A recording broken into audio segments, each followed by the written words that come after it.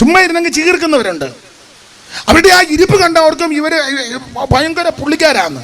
4-ാം അധ്യായത്തിൽ അങ്ങനല്ലേ ചീർത്തിരിക്കുന്നു. 4:18 അവൻ എങ്കിലും ഞാൻ നിങ്ങളുടെ അടുക്കൽ വരികയില്ലെന്ന് വെച്ച് ചിലർ ചീർത്തിരിക്കുന്നു. അയ്യോ, ചിലര് ചീർത്തിരിക്കുന്നു, എല്ലാരും അല്ല, ചിലര് ചീർത്തിരിക്കുക. കണ്ടമാനം ചീർക്കുന്ന ആൾക്കാരെ നിങ്ങൾ ശ്രദ്ധിച്ചേ. നിങ്ങൾ ഇവിടെ പിന്നെ പാസ്റ്റർ പറഞ്ഞ പോലെ മിനി കൺവെൻഷനാ നന്നായിരിക്കുന്നു. എനിക്ക് കുറച്ചുകൂടെ ഇഷ്ടം ഇതാ.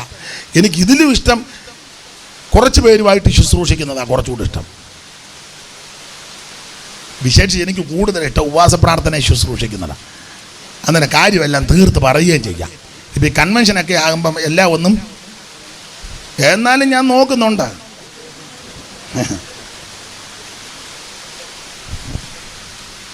ചിലരങ്ങ് ചീർക്കുക. നിങ്ങൾ വലിയ വലിയ കൺവെൻഷൻ സ്റ്റേജിൽ ചെന്നേ, ഇവിടെ ഇരിക്കുന്ന കർത്തദാസന്മാരൊക്കെ എൻ്റെ സഹപണന്മാരാ, കുഴപ്പമില്ല.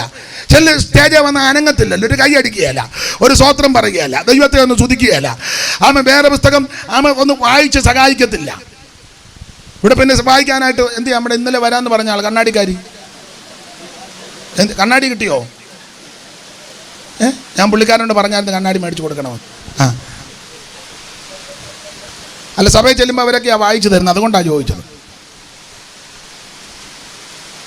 ചിലർ ചുമ്മാ അങ്ങ് ചീർത്തിരിക്കും, ഏതാണ്ട് ആയെന്നുള്ള ചിന്ത.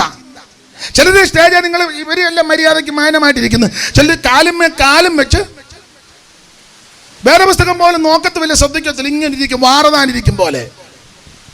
ഒന്ന് കൈയടിക്കുക, ആട്ട സൂതിക്കുക. അന്ന് വലിയ മെയിൻ പാസ്റ്ററായില്ലേ, മെയിൻ പാസ്റ്ററായ പിന്നെ അനങ്ങാൻ മേലടാ. ദൈവത്തെ ആരാധിക്കേണ്ട സകലരും ആരാധിക്കണം. ഐമേനിയെന്നോ തിരുമേനിയെന്നോ സെൻട്രൽ പാസ് എന്നോ കൺവെൻഷൻ പ്രസംഗകനെന്നോ ലോക്കൽ പാസ് എന്നോ പ്രസ്ബിറ്റർ എന്നോ സൂപ്രണ്ട് എന്നോ ഓവർസിയർ എന്നോ ഒരു കുന്തോ വിഷയമല്ല. സകലയെന്നോ ദൈവത്തെ ആരാധിക്കണം. ആരാധനയ്ക്ക് യോഗ്യൻ യേശുക്രിസ്തുവാ. അവിടുന്ന് മാത്രം ആരാധനയ്ക്ക് യോഗ്യൻ. ഈ ഞാൻ എന്നെയും കൂടെ പ്രതിയാക്കാം. ചില ഉപദേശമാര് വേറൊരാൾ പ്രസംഗിച്ച ആ സ്തോത്രം പറയാൻ പ്രതികരിക്കയില്ല. അവരെഴുന്നേക്കുമ്പോൾ എല്ലാവരും ഇളയിക്കോണം. അതിനാ ഇഞ്ചൻ മോട്ടറാണ്. അവര് പ്രസംഗിക്കുമ്പോൾ സ്തുതിച്ചാട്ടെ. ഇപ്പൊ സൗകര്യപ്പെടുന്നില്ല, നീ സ്തുതിക്കുന്നില്ലല്ലോ. എടാ, വിതച്ചാലല്ലയോ കൊയ്യുന്നത്. ഞാൻ എൻ്റെ ചെറിയ അനുഭവം പറയാം. ഞങ്ങളുടെ സഭയിലാണെങ്കിലും ആരെങ്കിലും വന്ന് വാക്യം പറഞ്ഞാൽ ഞാൻ വായിച്ചു കൊടുക്കും, പാട്ടും പാടും, സ്തോത്രം പറയും. നമ്മൾ വിതച്ചാലേ നമുക്ക് കൊയ്യാൻ പറ്റുള്ളൂ. സ്തോത്രം. ഇത് പൊരുന്നക്കോഴി ഇരിക്കുമ്പോൾ ഇരിക്കുക, ഇടയ്ക്കിടയ്ക്ക് ഒരു കൊക്ക. ദൈവത്തെ ആരാധിക്കണ്ടേ?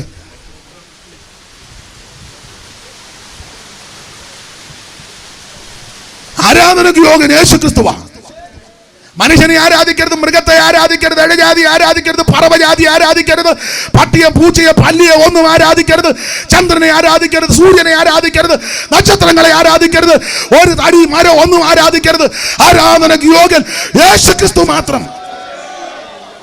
അവിടുന്ന് മാത്രമാണ് ആരാധനയ്ക്ക് യോഗ്യൻ. ഈ കാണുന്ന ഭൂചര ഗേചര വസ്തുക്കളെ സൃഷ്ടിച്ചവൻ, സകല അണ്ടകടാകത്തെ ഈ ബ്രഹ്മാണ്ഡ ഘോഷനാടത്തെ നിർമ്മിച്ച സർവജ്ഞനായ ദൈവം. ഉളവായതൊന്നും അവനെ കൂടാതെ ഉളവായതല്ല, സകലതും അവൻ ഉളവാക്കി, അവനായിട്ട് ഉളവാക്കി, അവനുമായിട്ട് ആ കാര്യം അവനെയാണ് ആരാധിക്കേണ്ടത്. വന്നുമാകർ നിന്നടുക്കൽ പട്ടിയോട് പൊന്നമൂര കുന്തിരിക്കാൻ കാഴ്ച വെച്ചു. വന്നുമാകർ നിന്നടുക്കൽ പട്ടിയോട് പൊന്നമൂര കുന്തിരിക്കാൻ കാഴ്ച വെച്ചു. ഉന്നതാധികാരമുള്ള മന്നവനിയർ സന്നപിച്ചു ഘോഷിക്കുന്നിതാ നിശങ്കമായി സിയോൻ മണവാളനെ, ശ്രീനരപതിയേ സിയോൻ മണവാളനെ.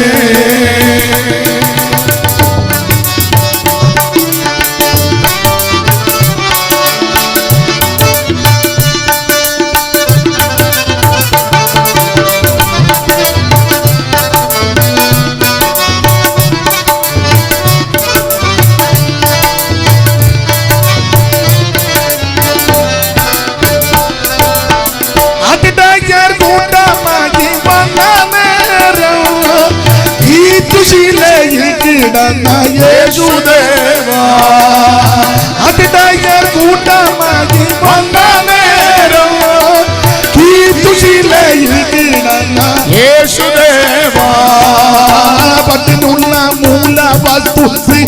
ചെയ്ത ദൈവമേ ദുഃഖമാക്കിടപ്പും കണ്ടു ഞാൻ നമിക്കുന്നേ ജീവൻ മണവാളനെ ശ്രീനരപതിയേ ജീവൻ മണവാളനെ നാശപാത്രമായ ലോകം ആകെയും പരിപാടിയും കന്യകയിൽ ജാതനായി വന്ന ശ്രീനരപതിയേ ജീവൻ മണവാളനെ ശ്രീനരപതിയേ ജീവൻ മണവാളനെ ശ്രീനരപതിയേ ജീവൻ മണവാളനെ ശ്രീനരപതിയേ ജീവൻ മണവാളനെ.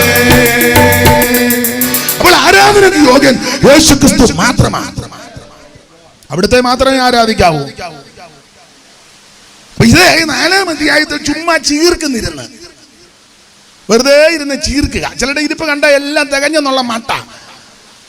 നിങ്ങൾ ചിലരെ വിളിച്ചു വെച്ച പുസ്തകക്രമം പോലും അറിയാൻ മേല. എത്ര എണ്ണത്തിനെ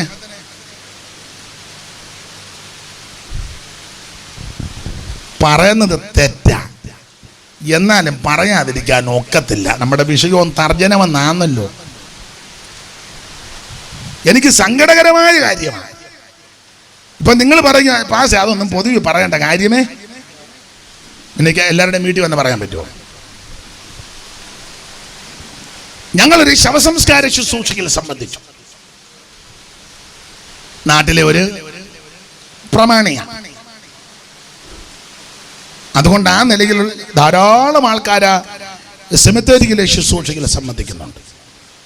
വളരെ ജനപ്രതിനിധികൾ, അവരുടെ കുടുംബത്തിൽപ്പെട്ടവര്, മാനുഷികമായി പറയാ ഉന്നതന്മാരായി പലര് ആ ശുശ്രൂഷയിൽ. പുള്ളി അവിടുത്തെ ഒരു പ്രമാണി. വളരെ ദുഃഖകരമായി തോന്നിയത് ആ സെമിത്തേരിയിൽ വെച്ച് വായനയുണ്ടല്ലോ, വായിക്കാനായിട്ട് ആ നടത്തിപ്പുകാരൻ പറഞ്ഞു 90-ാം സങ്കീർത്തനം.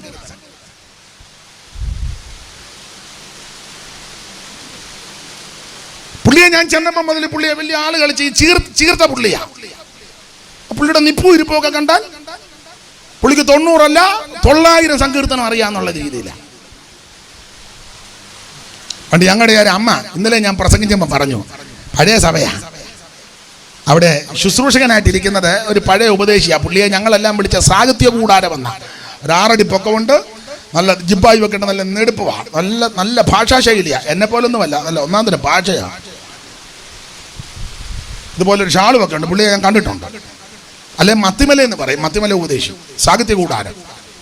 അദ്ദേഹം ശുശ്രൂഷയിലിരിക്കുന്ന സമയത്ത് ആ സഭയിൽ ഒരു അമ്മ എഴുന്നേറ്റ് പറഞ്ഞു, പഴയ അമ്മമാരില്ലേ സാക്ഷി പറയുമ്പോൾ ഒരു കറക്കമൊക്കെ ഉണ്ടല്ലോ, അമ്മ ഇതിനകത്തോണ്ടാട്ടെ ഹാലൂ ലൂയാന്നും പറഞ്ഞ് നല്ലൊരു കറക്കമൊക്കെ കറങ്ങി സാക്ഷി പറഞ്ഞ കൂട്ടത്തിൽ പറഞ്ഞു, എന്നെ സന്തോഷിപ്പിച്ചൊരു വാക്യം വായിക്കുക, 151-ാം സങ്കീർത്തനം.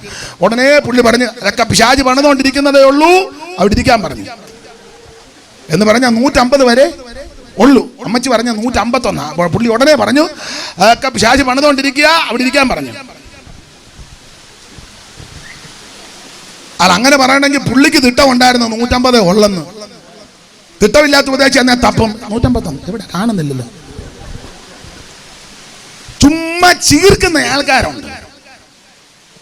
അപ്പൊ ഈ ചീർപ്പുകാരൻ ഒരാളാണ് അവിടെ വന്നത്. അപ്പൊ ഈ 90-ാം സങ്കീർത്തനം പല ആൾക്കാർ നിൽക്കുകയല്ലയോ. പുള്ളി ഉടനെ ചാടി അങ്ങ് വായിച്ചു. മൈക്കുമൊക്കെ ഉണ്ടായിരുന്നു. തുടക്കത്തിലെ തെറ്റിച്ചു.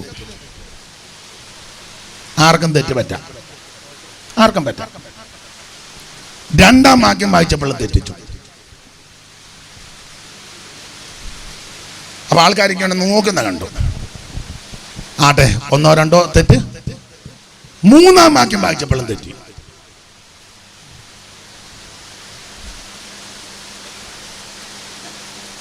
അയ്യോ, മനോവേദനയായിപ്പോയി.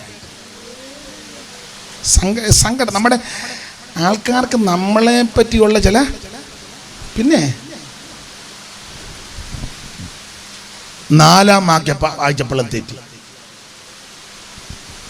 1ഉം 2ഉം ഒക്കെ തെറ്റ് പറയാം, തെറ്റിപ്പറ്റ ആർക്കാം, മനുഷ്യനല്ലേ. എനിക്ക് മനസ്സിലായി 5-ാം വാക്യം ഇവൻ തെറ്റിക്കും. ഞാൻ പറഞ്ഞു, ബൈബിളിൽ ഞാൻ മാറി നിൽക്കാൻ പറഞ്ഞു. അവരാരും പറയത്തില്ല, എനിക്ക് എന്നെ പേടി. മാറാൻ പറഞ്ഞു. ഞാൻ പറഞ്ഞു സണ്ണി വായിക്കും, തെറ്റിക്കരുതെന്ന് പറഞ്ഞു. സണ്ണി പിന്നെ തെറ്റിക്കാതെ വായിച്ചു. അത് കുറ്റമായിട്ടല്ല, പുള്ളിയുടെ ആ നിപ്പും പാവവും മട്ടും കണ്ടാ പുള്ളി എടാ കണ്ണാടി ഇല്ലേ പറയണേ, എനിക്ക് കണ്ണാടി ഇല്ല. കണ്ണാടി ഉള്ള ഒരാള് ഇന്നലെ ആണ്ട പറഞ്ഞല്ലോ കണ്ണാടി ഇല്ലെന്ന്, അല്ലേ? പറഞ്ഞതല്ലേ? അല്ലെങ്കിൽ തെറ്റുമെങ്കിൽ പറയണം, അയ്യോ ഞാൻ അത് വായിക്കുന്നില്ല, വേറൊരാൾക്ക് കൊടുക്കും. എന്നെ ചില വിഷയം പ്രസംഗിക്കാനായിട്ട് വിളിക്കും. ഞാൻ പറയോ എന്നെ കൊണ്ടതൊക്കത്തില്ല, അത് ഇന്നയാളിനെ വിളിക്കും. പുള്ളി നന്നായിട്ടത്, അതല്ലേ അതിൻ്റെ മര്യാദ. ഞാൻ പറഞ്ഞു കൊടുക്കും, എനിക്ക് അറിവുള്ള ഇന്നയാളിനെ വിളിക്കുകയാണെങ്കിൽ പുള്ളി അത് നന്നായിട്ട് അറിയാൻ മേലാതെ ഞാൻ അവിടെ കിടന്ന് അത്തത്താ പിത്തത്താ പറഞ്ഞേച്ച് അവസാനം പറയല്ലോ സാന്നിധ്യമാണ്, എല്ലാവരും സ്തുതിച്ചാട്ടെ. എന്നതിന് അവസാനം മനുഷ്യനെല്ലാം തുള്ളി തുള്ളി ഊപ്പാട് വന്ന് ഇതിൻ്റെ ഓളിയം കൂട്ടി അതുങ്ങളും കിടന്ന് കുഴഞ്ഞു. അവൻ തിരിക്കുകയാവുന്നതിൻ്റെ പരമാവധി തിരിച്ച് വല്ല കാര്യമുള്ള കാര്യമാണോ? അറിയാവുന്ന കാര്യം പോരെ. അപ്പൊ ആ സദസ്സിൽ ധാരാളം ദൈവദാസന്മാരുണ്ട്. അദ്ദേഹം പറഞ്ഞാൽ മതിയായിരുന്നു, അവർക്ക് കൊടുക്കുക, അവർ വായിക്കട്ടെ, ശുശ്രൂഷ ഭംഗിയാക്കണ്ടേ, അതല്ലേ എൻ്റെ മര്യാദ. 1 or 2 പ്രാവശ്യമാണേ നമുക്ക് സഹിക്കാം. ചുമ്മാ നിന്ന്, കാരണം ഈ വെറുതെ ഇരിക്കുമ്പോഴൊന്നും വേദപുസ്തകം വായിക്കത്തില്ലെന്ന് മൊബൈലിൽ തോണ്ടി കുന്തം കണ്ടോണ്ടിരിക്കുക. വെറുതെ ഇരിക്കുമ്പോ ഇത് വായിക്കേ, ചുമ്മാ ഇരിക്കുമ്പോ 2 പാട്ട് പഠിക്കേ. ഞാൻ അമ്പലത്തിൽ നിന്ന് വന്ന ഇത്രയും പാട്ട് പഠിച്ചത്. ആരോട് പറയാനാ? ചുമ്മാ സ്തോത്രം. നമുക്കൊരു താല്പര്യം വേണ്ടേ? ഞാൻ ഇപ്പോഴും എൻ്റെ ചെറിയ അനുഭവം പറയാം. ഇപ്പോഴും എനിക്ക് അറിയാൻ പാടില്ലാത്തൊരു പാട്ട് ആരെങ്കിലും പാടിയാ ഞാൻ എഴുതിയെടുക്കും. ഇന്നാളൊരു പാട്ടിനൊരു തള്ളയുടെ പുറകെ എവിടെല്ലാം നടന്നെന്നറിയാം. വീട്ടിൽ ചെന്നപ്പോൾ തള്ള അവിടെ ഇല്ല, അവർക്കേ അത് അറിയാവുള്ളെന്ന്. അപ്പോൾ പറഞ്ഞ് അവരവിടെ ഇല്ല. അപ്പം ഞാൻ പറഞ്ഞു വണ്ടി വിടുക നമുക്ക്. അപ്പോൾ പറഞ്ഞാൽ അവർ വേറൊരു സ്ഥലത്ത് പോയിരിക്കാം ജോലിക്ക്, അങ്ങോട്ട് വിടാൻ പറഞ്ഞു. അവിടെ ചെന്നപ്പോൾ അവർ ബസ്സിന് കയറി പോകുമെന്ന് പറഞ്ഞു. ഏത് ബസ്സിനാണെന്ന് അറിയത്തുമില്ല. എന്നാൽ ഇന്ന് തള്ള പിടികൂടിയിട്ടേ ഉള്ളൂ, പാട്ടെടുക്കാതെ ഞാൻ പോവുകയില്ല. പുറകെ പോയി. അന്നത്തെ ദിവസം അവർക്ക് വേണ്ടി ചെന്നു. ഒടുവിൽ അവരെ ചിങ്ങവനത്തിട്ട് പിടികൂടി ബസ്സിലിറങ്ങി പമ്മി വരുന്നു. ഞാൻ പിന്നെ വണ്ടി കൊണ്ട് ചേർത്ത് മുന്നിട്ട് ഞാൻ പറഞ്ഞു പ്രൈസ് ദി ലോർഡ്. അയ്യോ പാസ്റ്ററായിരുന്നു. ഞാൻ പറഞ്ഞു അവിടെ നിൽക്കുക, ആ പാട്ടില്ല അതിന് എഴുതി തരാൻ പറഞ്ഞു. അവിടെ നിന്നോണ്ട് പാടി ഞാനത് എഴുതിയെടുത്തു. ആ പാട്ടിൻ്റെ വരി ഇതാ. അവർക്കേ അത് അറിയാവുള്ളൂ, അതുകൊണ്ടാണ്. വേറെ ഇനിയും ലോകത്ത് പേർക്കും അറിയാവുമെന്ന് എനിക്ക് അറിയത്തില്ല, പക്ഷെ അവർക്ക് അറിയാമെന്നറിയാം, അതുകൊണ്ടാണ് തപ്പി തേടിപ്പോയത്. ആ പാട്ടിൻ്റെ വരി ഇങ്ങനെ. സോ അവരുടെ ഭർത്താവ് മരിച്ചപ്പോൾ അവർ സാക്ഷിക്ക് 2 ശീല് പാടി. അവരുടെ അനുഭവത്തിൽ നിന്നാണ് പാടിയത്. നല്ല പാട്ടാണ്. ഞാൻ പാടിയ ഒക്കത്തില്ല. അവർ ഭർത്താവ് മരിച്ചതിൻ്റെ പിറ്റേ ആഴ്ച സഭയിൽ വന്ന് പാട്ട് പാടി ഈ ശീല് പാടി. എല്ലാവരും ആത്മാവി ദൈവത്തെ മഹത്വപ്പെടുത്തി. അനുഭവവും ആ സന്ദർഭവും. ആ പാട്ടിൻ്റെ വരി ഇങ്ങനെ: സ്വന്തം ഭർത്താവ് മരിച്ചു സ്വതന്ത്രയായി യാത്ര ചെയ്തിടുന്ന രൂതിനെ പോലെ. സ്വന്തം ഭർത്താവ് മരിച്ചു സ്വതന്ത്രയായി യാത്ര ചെയ്തിടുന്ന രൂതിനെ പോലെ. പാടാൻ നേരം നിങ്ങളിപ്പോൾ പറയാ ആ പാട്ട് ഞാൻ എന്ത് ബത്തപ്പെട്ടിയെന്ന് പഠിച്ചാ ചുമ്മാ തരുന്നില്ല. ഡീസൽ എന്തും വേണം കത്തിച്ചാന്നറിയോ? വേണ ഇത് കഴിഞ്ഞ് ഞാൻ അവരുടെ പുറകെ പോയി മേടിച്ചില്ല, എൻ്റെ പുറകെ വാ. അപ്പൊ ഞാൻ പറഞ്ഞതിൻ്റെ സാരം മെനക്കെടണം, നന്നായിട്ട് മെനക്കെടണം. സ്തോത്രം. ഞാൻ ദൈവകൃപയെ ശരണപ്പെട്ട് പറയാം. ബൈബിൾ സ്കൂളിൽ പഠിക്കുമ്പോൾ ഞങ്ങൾ ധാരാളം സഹോദരന്മാർ, മാന്യ സഹോദരന്മാരുണ്ട്. എന്നാൽ എൻ്റെ ചെറിയ അനുഭവം, ഞാൻ ഒരു മോഹൻലാൽ പോളുണ്ടായിരുന്നു നമ്മുടെ അസംബ്ലീസ് കോഡ് ഇവിടെ ഇരുന്നേ. മോഹൻലാൽ പോൾ ഇവിടെ കോടുകുളഞ്ഞിലൊക്കെ ഇരുന്നതാണ്. ഒടുവിൽ ആക്സിഡൻ്റൊക്കെ പറ്റി. അദ്ദേഹത്തിൻ്റെ വീട് ഇവിടെ നമ്മുടെ കാർത്തികപ്പള്ളി. സുജാ പോളിൻ്റെ അനിയനെ, അത് തന്നെ മോഹൻലാൽ രംഗനാഥൻ നായിക്കൻ പോൾ എന്നാ ഫുൾ നെയിം. അദ്ദേഹം ഞാൻ ഒന്നിച്ച് പഠിച്ചതാണ്. ഒരു ബ്രാഹ്മണ കുടുംബത്തിൽ നിന്ന് രക്ഷിക്കപ്പെട്ട് വന്നതാണ്. ഞങ്ങൾ ബൈബിൾ സ്കൂളിൽ ഒന്നിച്ച് പഠിച്ചു. ഞാൻ ഈ മോഹനും കൂടെ, ഞങ്ങൾക്ക് ഉറക്കമില്ല. ബൈബിൾ സ്കൂളിലെ സഹോദരന്മാരെല്ലാം രാത്രി ഡോർമെട്രി കയറി കഥവുമൊക്കെ അടച്ച് എല്ലാവരും വിശ്രമിക്കും. ഞാനും മോഹനും കൂടി ഇരുന്ന് പ്രാർത്ഥിക്കും. മെനക്കെടണമെന്ന്. ഞങ്ങൾ രണ്ടും താഴെ ഒരു മുറിയുണ്ട്. അവിടെ ഈ കച്ചട എല്ലാം കൊണ്ടിട്ടിരിക്കുന്ന മുറിയാണ്. ആവശ്യമില്ലാത്ത എല്ലാം മുറി കച്ചടയല്ല, കഥവൊന്നുമില്ല. ഞാൻ പറഞ്ഞു നമുക്ക് അവിടെ പോയിരുന്നു പ്രാർത്ഥിക്കാം, ആത്മാവിലാകാം. ഞങ്ങൾ പോയിരുന്നു പ്രാർത്ഥിച്ച് രാത്രിയിലെല്ലാം ഉറക്കമില്ല. പുള്ളിയുടെ വീട്ടിലും പ്രശ്നമായി, എനിക്കും പ്രശ്നമായി. പിന്നെ പ്രാർത്ഥിക്കാതിരിക്കാൻ പറ്റുമോ? 2-3 കൊല്ലം. പിന്നെ കുഞ്ഞവറാച്ചാനോടെ എപ്പോൾ ഉപവാസം വെച്ചാലും ഞങ്ങൾ 2 പൂർണ്ണ ഉപവാസമാണ്. 7 ഇരിക്കും, 3 ഇരിക്കും, 5 ഇരിക്കും, 21 ഇരിക്കും. അന്നേരമല്ല ഞങ്ങൾ പൂർണ്ണമായിട്ടിരിക്കും. പിന്നെ എൻ്റെ ഒരു ചെറിയ അനുഭവം, ഞാൻ എല്ലാ ആഴ്ചയിലും ബുധനാഴ്ചയും വെള്ളിയാഴ്ചയും ഞായറാഴ്ചയും ഉപവസിക്കുമായിരുന്നു 3 കൊല്ലവും ഹൈസ്കൂളിൽ പഠിക്കുമ്പോൾ. അതൊക്കെ ദൈവകൃപയാണ്. അതാ ഞാൻ പറഞ്ഞ മെനക്കെടണമെന്ന്. സ്തോത്രം, മെനക്കെടണം. അതാരാ പറഞ്ഞേ? വില കൊടുക്കണം. നിങ്ങൾ ഇപ്പൊ കണ്ടപ്പം പുള്ളി വലിയ പൊന്നുമോന.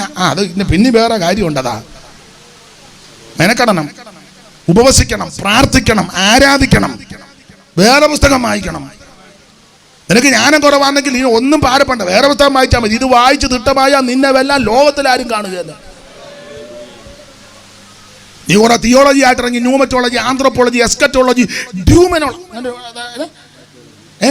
ദൂതശാസ്ത്രം, എന്തുവാ ഏഞ്ചലോളജി, ഒരു ഇംഗ്ലീഷ് ഇരിക്കട്ടെ. പിന്നെ ചെങ്ങന്നൂർ ടൗൺ അസംബ്ലീസ് കൂടി വന്നതല്ലേ ഒരു ഇംഗ്ലീഷ്. തിയോളജി നല്ലതാ, പക്ഷേ ശുശ്രൂഷകൾ ശോഭിക്കണമെങ്കിൽ അഭിഷേകവും ദൈവകൃപയാ. മുട്ടാലിരിക്കണം, മുടങ്കാലിരുന്ന് പ്രാർത്ഥിക്കണം, ആരാധിക്കുക, ഉപവസിക്കുക, പ്രാർത്ഥിക്കുക. ശരിക്കും ആത്മാവിലാകണം. നീ അമ്മ ഇങ്ങനെ തൂത്തിരുന്നാലെന്ന് പ്യായ് നിന്നെ ചപ്പും. ഇനി എന്നാ ചപ്പാനാ? ചപ്പി ഒരു പരുവത്തിനാക്കി അടിച്ചു വെച്ചിരിക്കുക. പണ്ട് പഴമാങ്ങ ചപ്പി വെക്കുകയല്ല, കണ്ടിട്ടില്ലേ? എടാ, പ്യാജ് ചപ്പാതെ നീ മുട്ടയിലിരുന്ന് ആത്മാവിൽ നിറഞ്ഞ് നിന്റെ പത്രാസും പ്രൗഢിയും ഞാൻ വലിയ കസർത്തുകാരനാന്ന് പറയാതെ ദൈവത്തെ ഭയപ്പെട്ട് മുടങ്കാലിന്മേലിരുന്ന് ആത്മാവിൽ ശക്തിപ്പെട്ടാൽ നിനക്ക് വിടുതൽ കിട്ടും. നിന്നെല്ലാം ലോകത്തിലാരും കാണുകയില്ല. Praise the Lord, praise the Lord. ഞാൻ വലിയ പുള്ളിയാന്ന് പറഞ്ഞിരുന്ന വലിയ പുള്ളിക്കാരെയൊക്കെ അയ്യോ, കുട്ടനാട്ടിലെ ഏറ്റവും വലിയ പുള്ളിയായിരുന്നു മുരിക്കൻ. കേട്ടിട്ടുണ്ടോ? മുരിക്കൻ കേട്ടിട്ടില്ലേ? കായൽ രാജാവ് മുരിക്കൻ. 3 കായൽ സ്വന്തം. കായലെന്ന് പറഞ്ഞാൽ അവിടെ കൃഷി ചെയ്യുന്നതിന് കായൽ, ഇവിടെ പാടമൊക്കെ പുഞ്ചപ്പാടം, അതാ കായല്. 3 കായൽ സ്വന്തം എന്ന് പറഞ്ഞാൽ വേമ്പനാട്ട് കായൽ പുള്ളി വളച്ചിഞ്ഞെടുത്തു. രാജാവ് കൽപ്പന കൊടുത്തു, ഭക്ഷ്യക്ഷാമം വന്നപ്പോഴേ കുത്തിക്കോളാൻ പറഞ്ഞു. ആൾക്കാരെ നിർത്തി കായൽ വളച്ചിഞ്ഞെടുത്ത് 3 കായൽ. ഒരു കായലാണ്ട് 1800 ഏക്കർ. 3 കായൽ 1800 ഇൻറ്റു 3 കൂട്ട് 24 3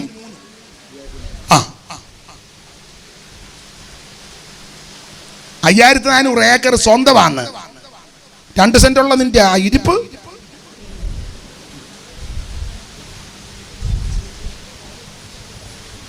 അതിന്റെ ആധാരവും നിന്റെ കയ്യിലില്ല. പേര് കൂട്ടാൻ നീ എത്ര നാളായി വിജയിപ്പിച്ചു കൂടെ? സാറേ സാറേ സാറേ സാറേ. എന്നിട്ട് അഹങ്കാരത്തിന് യാതൊരു. കായൽ രാജാവായിരുന്നു മുരിക്കൻ. ചരിത്രമൊന്നും ഞാൻ പറയുന്നില്ല. നാളെ മനോരമയുടെ സൺഡേ സപ്ലിമെന്റിലുണ്ടായിരുന്നു. വേണേ കണ്ടില്ലെങ്കിൽ കോട്ടയത്ത് നിന്ന് മേടിച്ച് വായിച്ചു, അന്നേരം കാര്യം അറിയാം. മിടുക്കന്മാരെയൊക്കെ നമ്മൾ കണ്ടേച്ചിരിക്കുകയല്ലേ. മിടുക്കെല്ലാം തീരും കേട്ടോ. പണ്ട് നമ്പിയാർ പറഞ്ഞായിരുന്നല്ലേ, സ്കൂളിൽ പഠിച്ചതാ കുഞ്ചൻ നമ്പിയാർ. മിടുക്കും ശൗര്യവും എല്ലാം ഒടുക്കൻ നാസ്തിയാം നിന്റെ കടുപ്പം കാട്ടിലെങ്ങാനും കടക്കും വാനരത്തോട് കടക്കണ്ണും ചുമത്തിക്കൊണ്ടൊടുക്കം വിക്രമി പുല്ലും അടിക്കും തന്നെ പിടിക്കും ചടിക്കും പിന്നെ അടിക്കും. പഠിച്ചതല്ലേ?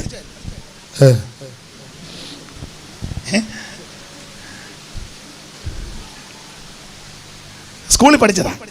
ആളിങ്ങനെ വഴി കിടക്കുക കൊരങ്ങനെ. ഇയാൾ ഗതയൊക്കെ ആയിട്ട് അങ്ങോട്ട് ചെന്ന് മാറാൻ പറഞ്ഞു. വാലിങ്ങനെ നെടുപ്പഴിത്തിരിക്കുക. നമ്മൾ പഠിച്ചതല്ലേ സ്കൂളിൽ? ഇല്ലേ? ഇവിടെ ഒന്നും സ്കൂളില്ലയോ? അന്ന് പോയില്ലേ? ഏത് ദിവസാ പോയത്?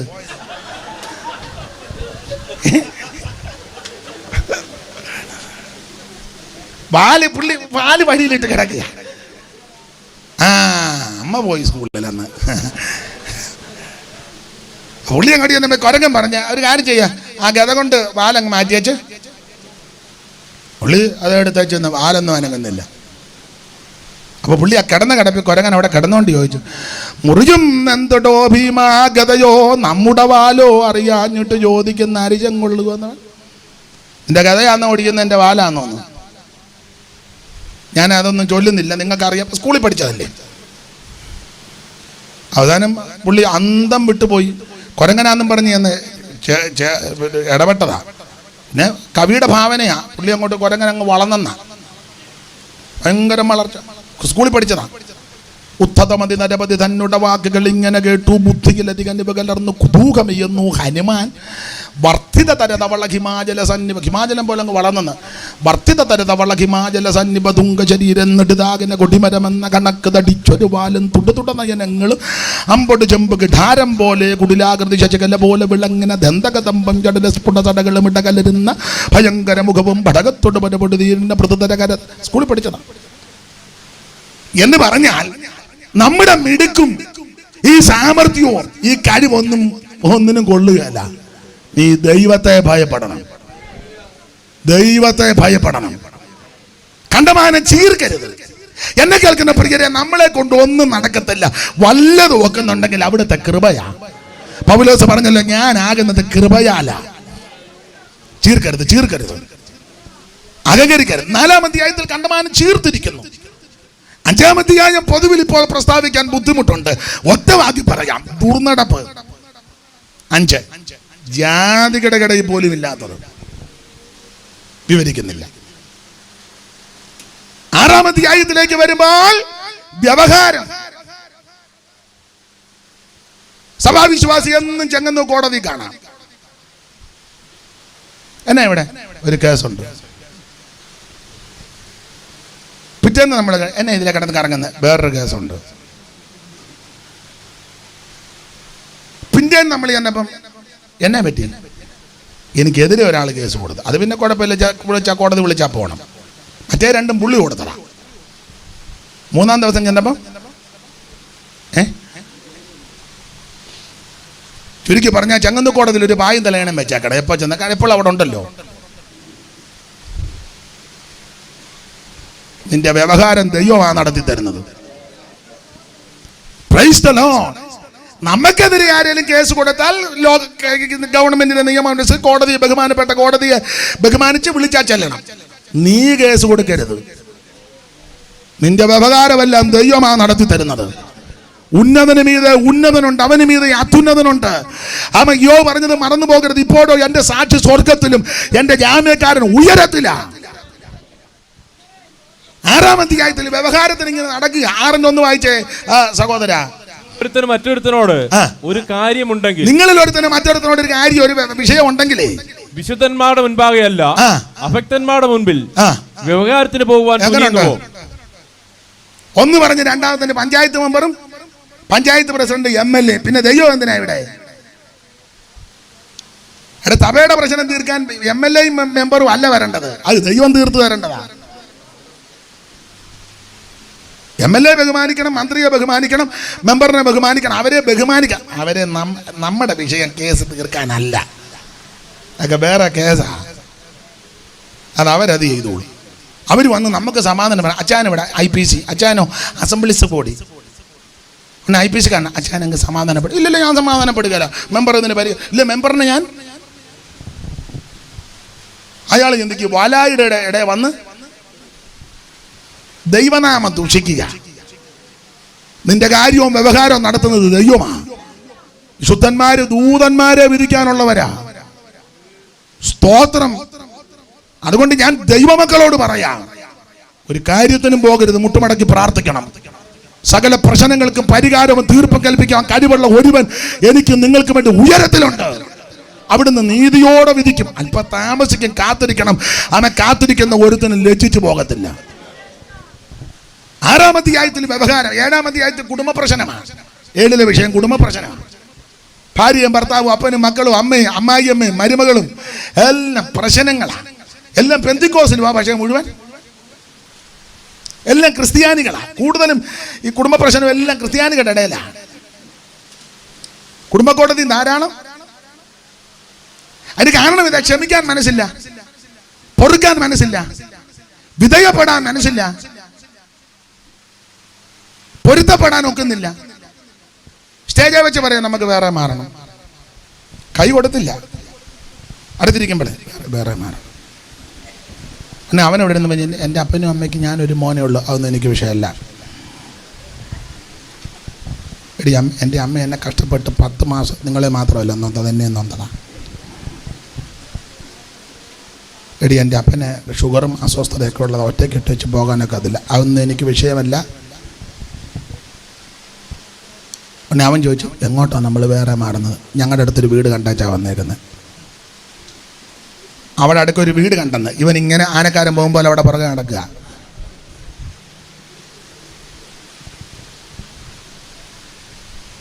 പൊരുത്തപ്പെടുന്നില്ലല്ലോ, ഭർത്താവിൻ്റെ അമ്മയെ സംരക്ഷിക്കുന്നില്ലല്ലോ ചിലര്, ഭർത്താവിൻ്റെ വീട്ടുകാരെ ബഹുമാനിക്കുന്നില്ലല്ലോ ചിലര്. എന്നാ ഒരു അരുതാഴിയ പോലെ ഭർത്താവിൻ്റെ അമ്മ വന്നാൽ ചിലർക്ക്, എല്ലാവരുടെ കാര്യം മാന്യ സ്ത്രീകളുണ്ട് കേട്ടോ. ഭർത്താവിൻ്റെ വീട്ടുകാരെ, സ്വന്തം വീട്ടുകാരെ, ഭർത്താവിൻ്റെ ആൾക്കാരെ, സ്വന്തം ആൾക്കാരെയൊക്കെ ഒരുപോലെ കരുതി ആദരിച്ച് ശുശ്രൂഷിക്കുന്ന മാന്യ വനിതകളുണ്ട്. അവർക്കായി ദൈവത്തിന് മഹത്വം. ദൈവം നിങ്ങളെ, നിങ്ങളുടെ സന്തതിയെ അനുഗ്രഹിക്കട്ടെ. എന്നാൽ ചിലരങ്ങനല്ല, ഭർത്താവിൻ്റെ അമ്മ വരുന്ന ഇഷ്ടമല്ല, കാണുമ്പോഴേ അങ്ങ് ഈ തള്ള കൂടെ കൂടിഞ്ഞോട്ട് എന്താ അമ്മച്ചി. അമ്മച്ചി പറഞ്ഞ ഞാൻ ഒരാഴ്ച ഇവിടെ നിൽക്കാൻ തോന്നും. ഒരാഴ്ചയോ? ഇവിടെ കൂടെ കൂടെ കറണ്ട് പോകുന്നുണ്ട് അമ്മച്ചി. എന്നെ അമ്മച്ചി മൂലമറ്റത്തിൽ നിന്ന് വന്നാന്നോ? കൂടെ കൂടെ ഇവിടെ കറണ്ട് പോകുന്നുണ്ട്. മിക്സി വർക്ക് ചെയ്യുന്നില്ല, അമ്മ എന്നെ അരി പൊടിക്കാൻ വന്നാന്നോ എന്ന് പറഞ്ഞ ഈ അമ്മേനെ നിർത്താൻ താല്പര്യം അതാ. അതുകൊണ്ടാണ് വന്ന ഉടനെ കോള് വിളിച്ച് പറഞ്ഞത് മിക്സി വർക്ക് ചെയ്യുന്നില്ല, കൂടെ കൂടെ. അതേസമയം അവരുടെ അമ്മ വന്നാലോ, അമ്മച്ചി അമ്മച്ചിക്ക് നട്ട്സ്, അമ്മച്ചിക്ക് നട്ട്സ്. അവിടെ അമ്മയ്ക്ക് നിങ്ങൾക്ക് എന്നെ മനസ്സിലായില്ലേ? അയ്യോടി കപ്പലുണ്ട്, ഈ പറഞ്ഞാണ്ടി, അതാ നട്ട്സ്.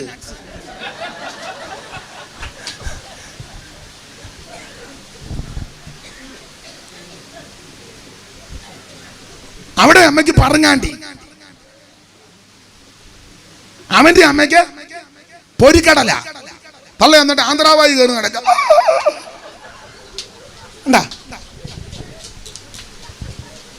ഇതൊക്കെ നടക്കുന്ന കാര്യമാണ്. ഞാൻ പിന്നെ അങ്ങ് പച്ചയ്ക്ക് പറയുന്നേ ഉള്ളൂ.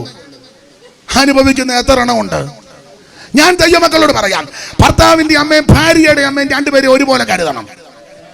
ഭർത്താവിന്റെ അപ്പനെ അമ്മയും ഭാര്യയുടെ അപ്പൻ 4 പേര് അവരുണ്ടെങ്കിൽ അവരെ 4 പേരെ ഒരുപോലെ കരുത്.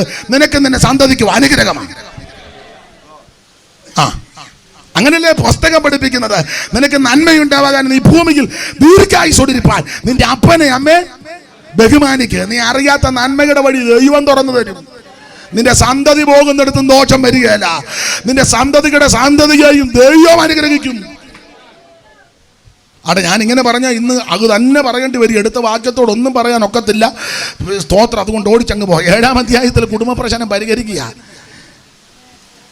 8-ാം അധ്യായത്തിലെ ഈ വിഗ്രഹത്തോടുള്ള ബന്ധത്തിൽ അവര് കർക്കശമായിട്ട് ശാസിച്ചു. വിഗ്രഹാർപ്പിതം ഭക്ഷിക്കരുത് കേട്ടോ. 8-ാം അധ്യായത്തിൽ വിഗ്രഹാർപ്പിതം ഭക്ഷിക്കരുത്.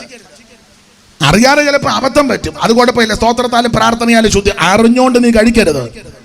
നേർച്ച സാധനം ഒന്നും മേടിച്ച് കഴിച്ചേക്കരുത്. അവിടുന്ന് ഇവിടുന്ന് കൊണ്ടുവരുന്നത്, അവിടുന്ന് കൊണ്ടുവന്നതാ, അത് കയ്യിലിരുന്നോട്ടെന്ന് പറയണം. പിണങ്ങൊന്നും വേണ്ട. ഞങ്ങള് പെന്തിക്കോസുകാരാ, ഞങ്ങൾക്കിത്.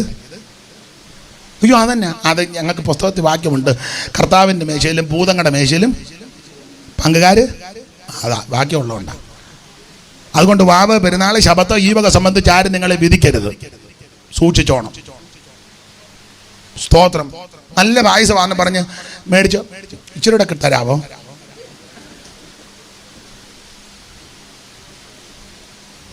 പേര് സ്ഥലമൊന്നും പറഞ്ഞില്ല. ഒരു തിരുമേനി അന്നെ പായസം അടിച്ച് പരുവക്കേടായാ പോയത്. പോയി പിന്നെ അടിക്കാവുന്നിടത്തോളം അഴിച്ച്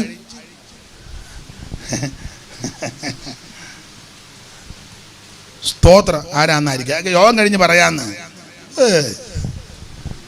ഇവിടെ ജ്ഞാനബുദ്ധി ആവശ്യം. വിഗ്രഹാർപ്പിതം അത് ദൈവത്തിനുള്ളതല്ല. രക്ഷിക്കപ്പെട്ട് സ്നാനപ്പെട്ട് ആത്മനിറവിനെ പ്രാപിച്ച് തിരുമേശി എടുക്കുന്ന നീ അത് ഭക്ഷിക്കരുത്. മനസ്സിലായോ? കർത്താവിന്റെ മേശയിലും ഭൂതങ്ങളുടെ മേശയിലും പങ്കുകാരാകരുത്. ഇത് വേർപാടിന്റെ ഉപദേശമാണ്. അല്ല, കിട്ടുന്നതെല്ലാം മേടിച്ച് അടിച്ച് പെരുക്കി വെച്ച് എന്നാന്നറിയാമല്ലേ പാസ്റ്റേ, ഇവിടെ ഒരു പിടുത്തം ആത്മാവിലാങ്ങ ഒരു പിടുത്തം, അത് തിന്നപ്പോൾ ഓർക്കണമായിരുന്നു. സ്തോത്രം. എന്നാ പറയാ, കൈവശം ഇറക്കുന്ന ആരെങ്കിലും ഉണ്ടോ? എന്നാ ഞാൻ പുല്ലാട് തങ്കച്ചുണ്ട് എണ്ണ പ്രാർത്ഥിച്ചു കുടി. എടാ, എണ്ണ കുടിച്ചാൽ പിന്നെ നോക്കാനും വരികയല്ലേ. നിങ്ങൾ നടന്ന കാര്യമായി പറഞ്ഞ് എണ്ണ പ്രാർത്ഥിച്ചു, കാത്തോടെ എണ്ണ പ്രാർത്ഥിച്ച് ഒഴിച്ചു കൊടുത്തോണ്ട് ഒന്ന് പറയാം ഇറങ്ങട്ടെ, എന്നെ ഇറങ്ങാൻ. അങ്ങനെ അവിടെ നല്ലറിയാ കുടലിറങ്ങി വരും. പുസ്തകത്തിലെ പ്രമാണം ആഭിചാരം യാക്കോബിന് പറ്റുകയില്ല. ലക്ഷണവിത്ത് ഇസ്രായേൽ ഫലിക്കത്തില്ല. നീ രക്ഷിക്കപ്പെട്ട് സ്നാനപ്പെട്ട് പരിശുദ്ധാത്മ നിറവിൽ ദൈവത്തെ ആരാധിക്കുന്ന ദൈവത്തിന്റെ പൈതലാണെങ്കിൽ ഒരാഭിചാരവും നിനക്ക് പറ്റുകയില്ല, ഒരു കൂടോത്രവും നിനക്ക് കേൾക്കത്തില്ല, ഒരു ലക്ഷണവിദ്യയും നിനക്ക് ഫലിക്കത്തില്ല. യഹോവ നിന്നെ ചുറ്റി പരിപാലിക്കും.